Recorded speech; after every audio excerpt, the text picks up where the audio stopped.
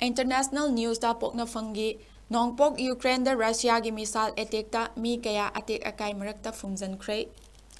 nongpok Ukraine gi Donetsk lamdam da leiba apartment building sing da Russia na missile kapsilakpada mi yamdrabada amasi khrei amasung imung kaya attack akai marakta nansin khrei hairi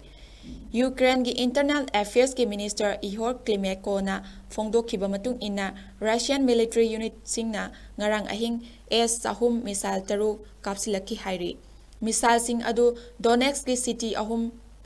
Protobax Novorodkiga amasung Minorota kapsilakibani hairiba city sing front line dagi kilometer 15 nifurom changsilaga leibani hairi Novorodkada emergency workers singna kaikhraba mathol kayagi building amadagi masagi chahi 62 suraba nupa amagi haksang singthoki atek akai marakta angang ama yauna mi mari khaksu phumjilaga leiramba yai haina authority singna phungdoki